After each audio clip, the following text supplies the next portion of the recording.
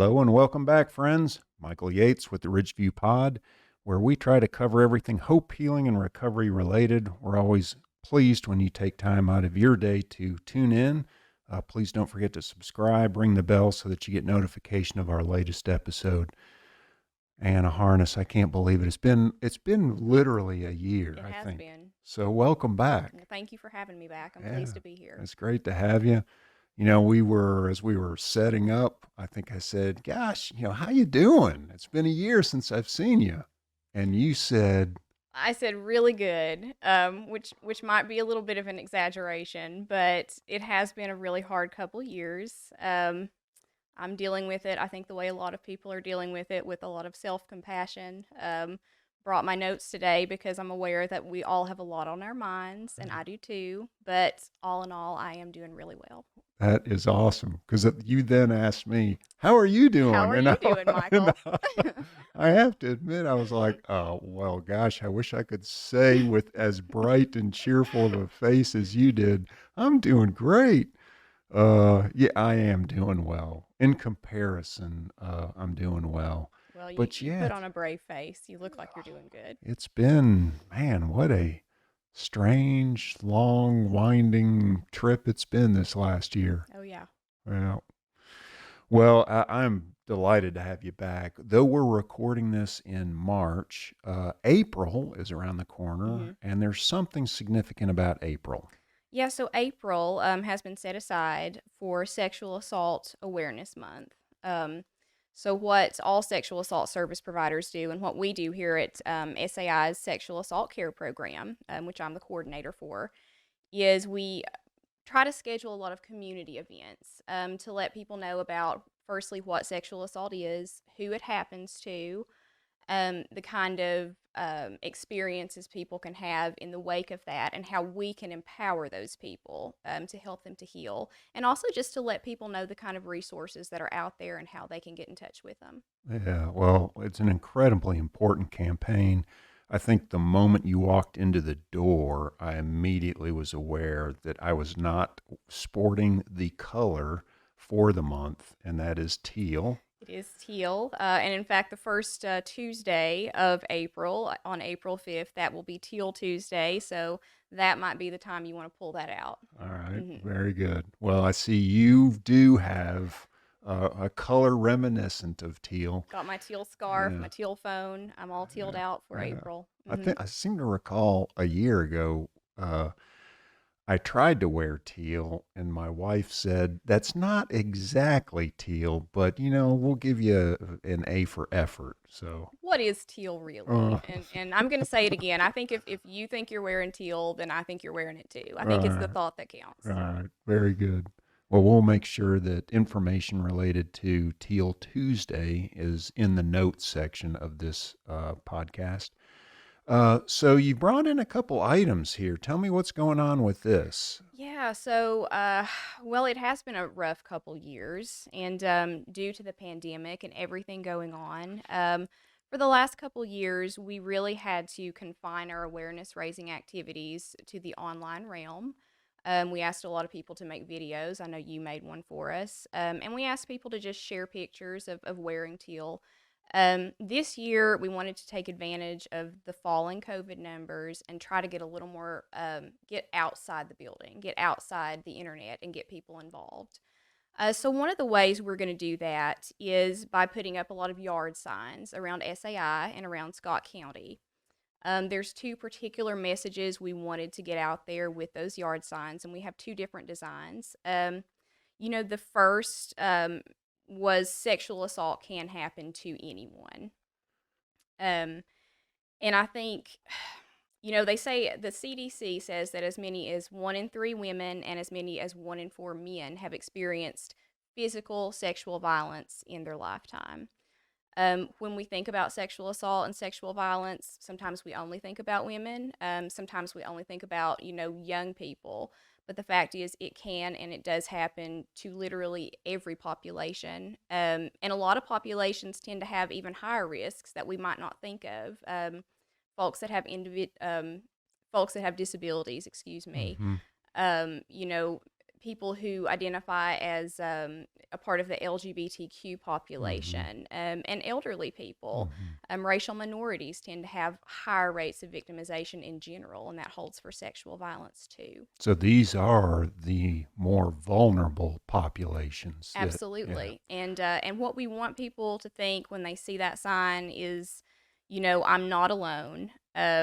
I can reach out, and I have nothing to be ashamed of if I have been a victim Yeah. or if I'm a survivor. That's great messaging to get out. Now, you said this is a yard sign. So if folks who are listening to this or watching this and they're interested in getting one of these yard signs, is there a way for them to request one? I would have them reach out. We do have a limited number because we are a nonprofit, and so my budget does play into the printing. But definitely, if you would like to display something, reach out to us, and we'll see what we can do.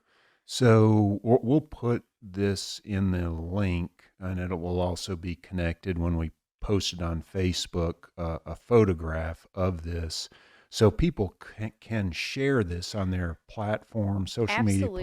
platforms. Yeah, we would love that. We will be sharing these and other messages all throughout April. Okay, Yeah. great, great.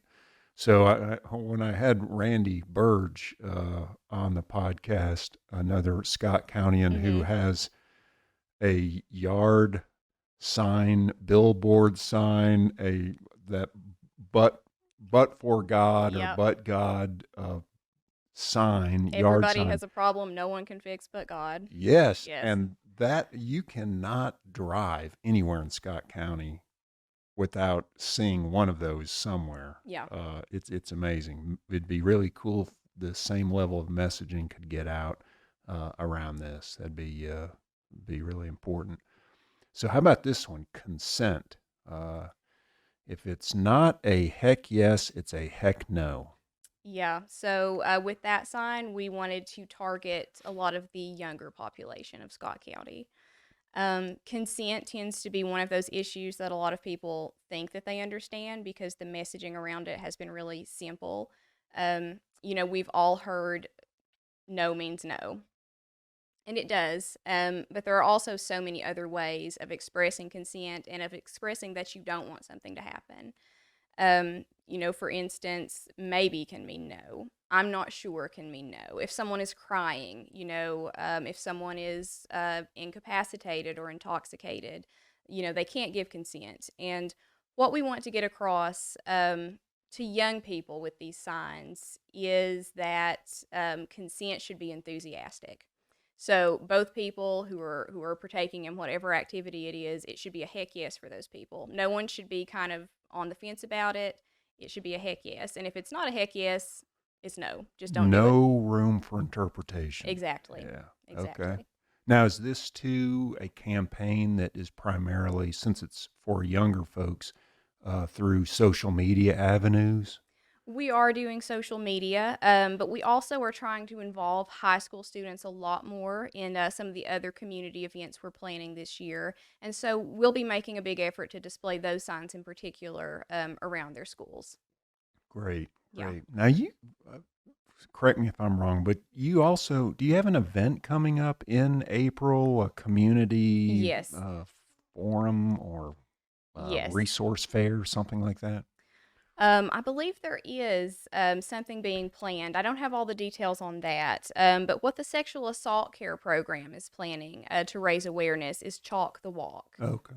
And we kind of took inspiration from events like the Dogwood Arts Festival. They have their Chalk the Walk in Knoxville. So we looked at that and we thought, how can we get the community to come out and to be creative and to really take a personal role in their own education and in educating everyone, about the issues, but also about how we can empower survivors. Yeah, so what we will be doing is we will be providing a sidewalk chalk to both of our high schools in Scott County on different dates so that they can come out. They can write messages about empowering survivors, such as, start by believing. They can write messages about consent and just kind of get their voice out there and start the conversation with their peers. And that'll happen throughout April on a couple different weeks. But what we want to do, we're having an event that is open to the entire community at the Oneida City Park on April 23rd from 11 to 3 p.m. So we will be using the upper walking track at Oneida Park as the canvas for anyone in the community who wants to come out and take part in Chalk the Walk. We've got some food vendors that are going to show up. I think it's right now we've got Georgia Boys Barbecue, excuse Mm. me, some wing to talk about, and snowy ice. So we can't cover the cost of the food, but there will be a lot of really festive environment going on, and we will be providing the chalk. And in fact, actually, we will be asking other service providers to come out and set up Yeah. informational booths at Yeah. that. Great. And the date on that again? It is April 23rd Okay. from 11 a.m. to 3 p.m. All right. Fantastic. Yes, I'm very familiar with that park. Another Scott Countyan, Mary King, holds her annual Zachary King suicide prevention walk up there, Wonderful. where she tragically lost her son to suicide, and she'll be a future guest for those of you who are interested. She'll be coming in to talk a little bit about her story. So, yeah, that's a great location. Hmm. So yeah, that's super. And what a cool stage. Maybe you'll get up there and sing and play Well, a guitar or something, huh? we are hoping to get maybe some student bands on board who want to come and provide some music for us. Yeah. All right, all right. So, what else? Tell me what else, if folks are interested in supporting sexual assault crisis center, what do they need to do? Is there through the website? Can they make donations? What are you in need of from the community? Well, they absolutely can make donations. For instance, right now, our partner agency, the Scott County Family Justice Center, they're collaborating with us on Chalk the Walk, and so they're asking for donations of chalk just to kind of help us to provide as much as we might need to the community. Um, in terms of what we need, we're grant funded, and I'm actually not allowed to fundraise in my position. But we are certainly always open to anyone that might want to make some kind of contribution to us in whatever way they see fit, even if that is, for instance, volunteering their time to one of these Mm-hmm. events. If they want to come out and help us organize and maybe help us clean up, that would be Mm-hmm. wonderful. Even just, I mean, as you've mentioned, helping promote the awareness campaign Absolutely. is enormously important. You mentioned a new program that I think you did not have before, forensic exams. Is that right? That is correct. So this has been a long time in the making, and back in November of 2021, we were finally able to start offering sexual assault forensic exams at SAI. So we opened an exam room on site so that victims who fall into the adult range or the late adolescent range will be able to see a specially trained sexual assault nurse examiner without leaving Scott County. Until November, we had a pediatric SANE, which is the acronym for Sexual Assault Nurse Examiner. But there was no specialized forensic nurses for adult victims. Yeah, so we contracted with a local nurse. She completed her special training back in November, and we are able to offer those services now at SAI. And that's fantastic to not have to leave the county or the Mm-hmm. community. So how does that work? If I call in and maybe I need that level of examination, it, how does that work? Is it a like 24 hours, 48 hours, an appointment is scheduled? Well, different programs tend to have different time frames.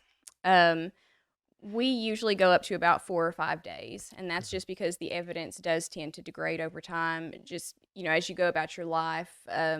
Certain actions, though, one thing we really want to get out into the community is that if something has happened to you, a sexual violence incident has occurred to you, and you want your evidence collected, you need to avoid any kind of action that could destroy that evidence. So, showering is a bad idea.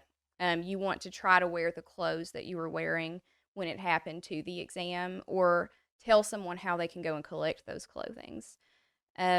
Depending on, what the victimization entailed, certain things like brushing your teeth, smoking, eating can be bad for the evidence. Even going to the bathroom might be bad for the Yeah. evidence.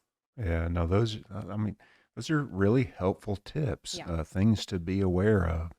If I see the sexual assault helpline here, 24/7.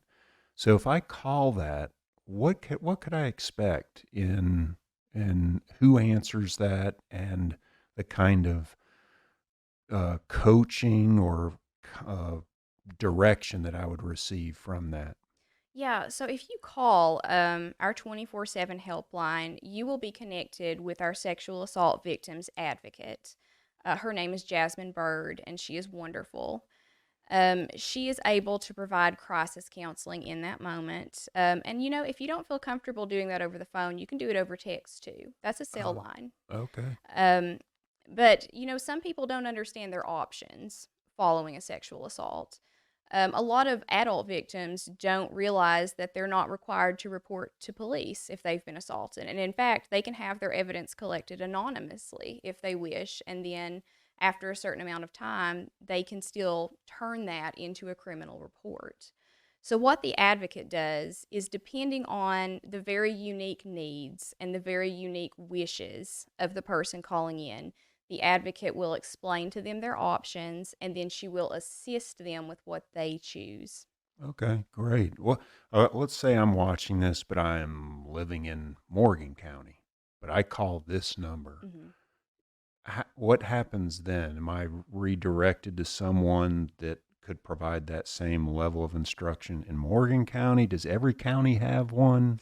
Every county doesn't have Okay. one. A lot of counties are starting to get on board with providing more sexual assault services. I know there are tons of family justice centers opening up all over the state.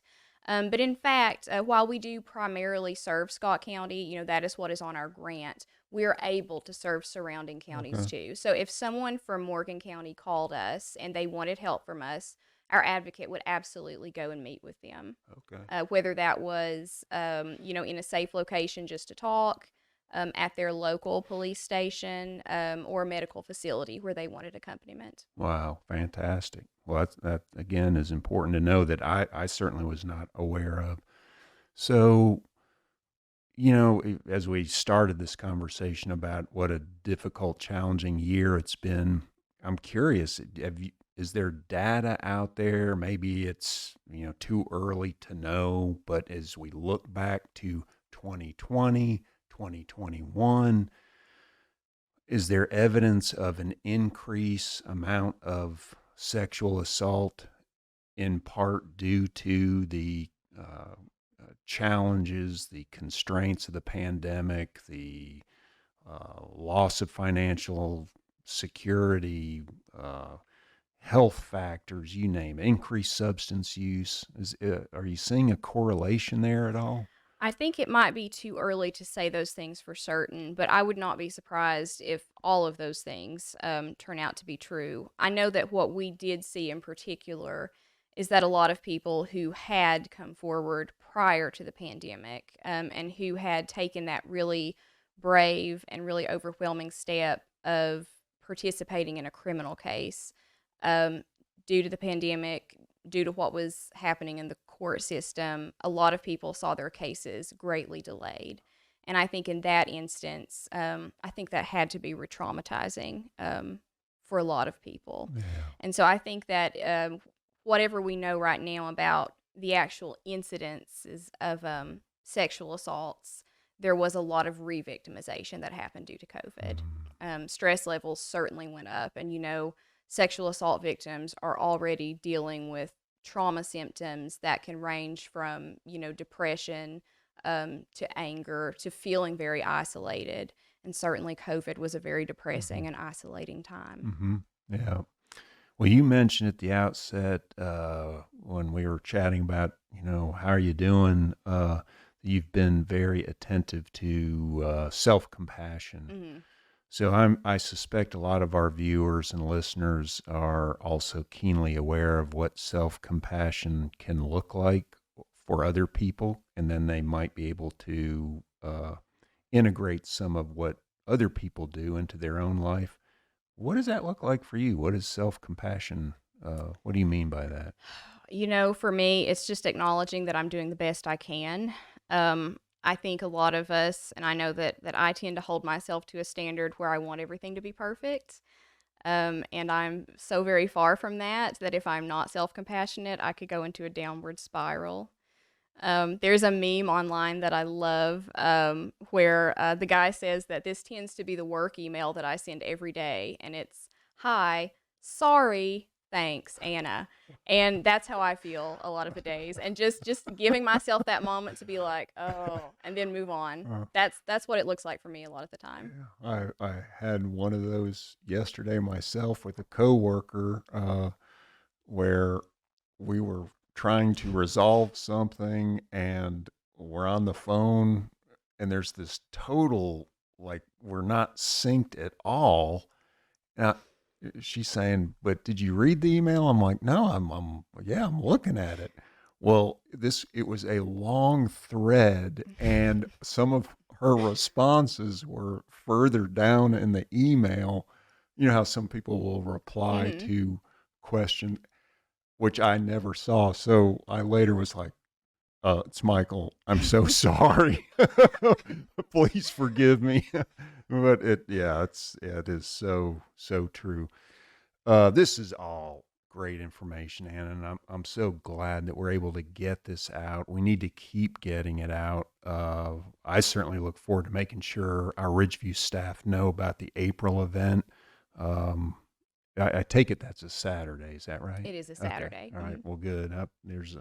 If there's a way for my beloved and I to get up there, that'd be a fun thing to do, an important thing to do, and then maybe we'll go take a hike Yeah. up there in Big South Fork. So one of the things that we've been trying to do this year is have a little get to know you. So if you don't mind, I'm going to ask you just a few questions. I think it's been helpful to it adds a little levity to what can be some very heavy topics, but I think our viewership also is interested in just getting to know people Hmm. a little bit better. So I shamelessly steal these from a podcast that I follow, a triathlete, Greg Bennett.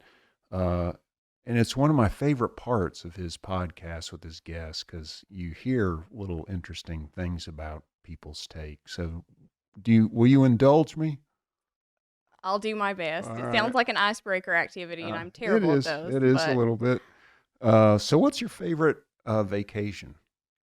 my favorite vacation, not that I've taken one lately, but my ideal vacation would probably be maybe an isolated lake house in the forest somewhere with no one around. Oh, all right. Classic horror movie setting, Yeah, but yeah. exactly. You, you can write the next great Stephen King novel in that Exactly. setting. Well, you should, uh, given your structure of making things just so, you should make that happen. What are you currently watching on Netflix? Ooh, that's a really good question.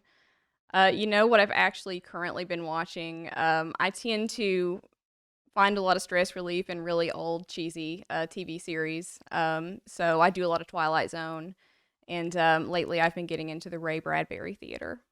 Okay. All right. Very good. My wife and daughter over the winter break I fell into eavesdropping on their binging of an old show. Hmm. Not, I mean, old to me. Uh, the Gilmore Girls. Okay, I remember the Gilmore Girls. Gilmore Girls. Yeah. I can tell you all about them.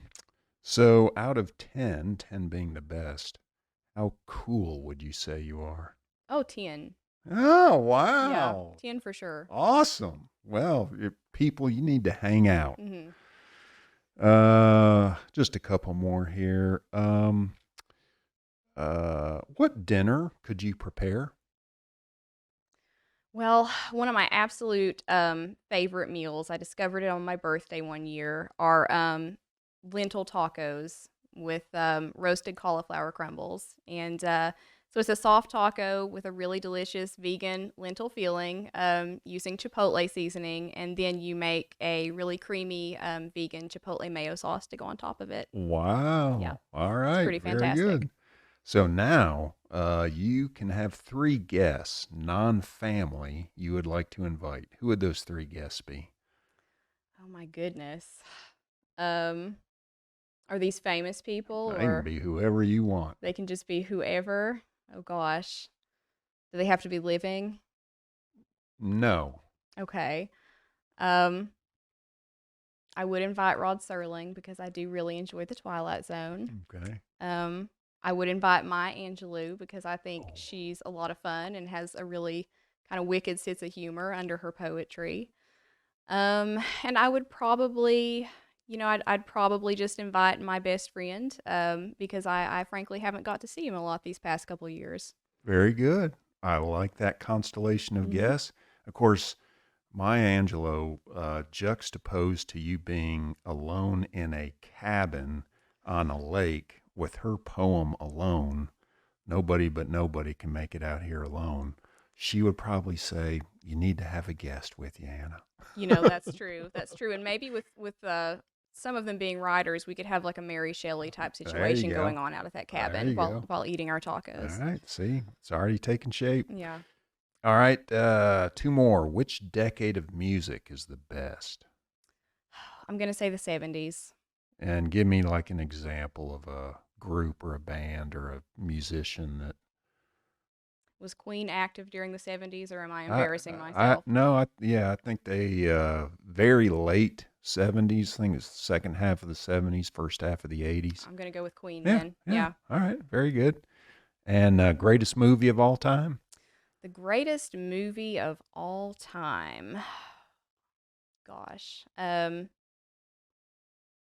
have a great answer and I just can't find it. So I'm going to say The Silence of the Lambs because it's one of my all-time favorite movies. Wow. Yes. I think it That has a little something for everyone. that and fava beans. Yes. Yes. Okay. Well, Anna, thank you so much. It's thanks for playing along. It's a great way just to get to have a little insight on people, and folks get to know you a little bit better. You're doing great work. Keep up the great work. And thanks for coming in. Well, thank you so much for helping me to get the word out there. And again, if anyone wants to access the sexual assault care program at SAI, they can do so by calling 423 And we will make sure that that number and the website is in the comments section below. So please make sure to check that out and share this video podcast on your platforms because this is an important thing to get out for everyone, as was highlighted at the outset. Thanks for tuning in, folks. We're glad you made us part of your day. Don't forget to subscribe, ring the bell so you get notification of next week's episode, and be good. Be good to yourself. Bye bye.